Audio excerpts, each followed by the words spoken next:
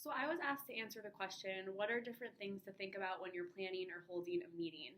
So there's a number of videos already that talk about who becomes involved in activism, how to get people involved. And so I encourage you to check these videos out for more information about the process of getting people involved in activism. But I'm going to focus specifically on how you can use information communication technologies like social media and the internet to get information across to people and to get them to attend your meeting. So firstly, information communication technologies are technologies like the internet, wireless networks, cell phones, and other communication technologies. We use them to communicate with others. I'm going to focus specifically on social media and the internet as tools for getting people to your meeting.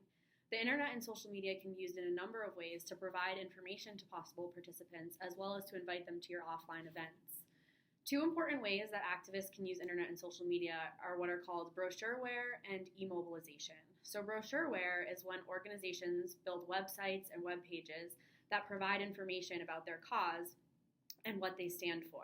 These provide great information access and can have different levels of sophistication, from being really simple text-only descriptions to having videos as well as interactive features like contact forms, for example. E-mobilizations are when online tools are used to facilitate offline engagement. So e-mobilization is a great way to get members to potentially attend your meeting. Research has shown that Facebook calls to protest have generated widespread protests, particularly in the cases of the Arab Spring and Occupy Wall Street. And among young people in particular, Facebook has been used to call for school walkouts. When planning your meeting, you'll first want to think about your audience and who you want to reach and what's the best way to reach them.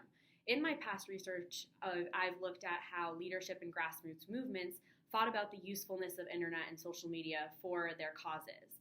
And I asked my interviewees about how they made decisions about what sites to use. And leadership from one of my organizations said that they know most of their participants are on Facebook, and so they concentrate their online efforts there. Whereas leadership in another group talked about how their participants are predominantly on Twitter, and so that's where they focus most of their effort. You're the experts on your audience, so think about who your audience is and what communication technologies they might be using, and try to concentrate your efforts in those spaces. However, you'll likely want to have more than one strategy for getting participants to come to your event, especially if you don't know yet what platforms your potential participants tend to use. That's often the case. So for example, you might consider putting up flyers for your event in spaces where you think your target audience might see them, where they might spend time. You should think about putting information on your flyer, like your website link or your Twitter handle, for example, on the flyer, so then people can signal where to go and get more information about your cause or about the meeting in particular. At the most basic level, you can create brochureware in the form of a website or a social media site for your group where people can go to find information.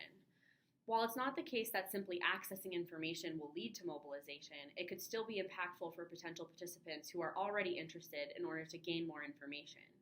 In the same project that I interviewed leadership, many of them said that they would actually discredit an organization or a business that didn't have any online presence. You may not have members who have the ability to create a fancy web page or the money to do so, but social media sites are often free and can be a helpful way to get your information across for potential participants who are interested or on the fence about coming to your event. And finally, at the event, you might consider gathering information at your meeting about how people heard about the event to better target those participants for future mobilizations and to get a better idea of where your participants are spending their time online. Collect things like email addresses so that you'll be able to contact those participants for future meetings or events that your group might be hosting.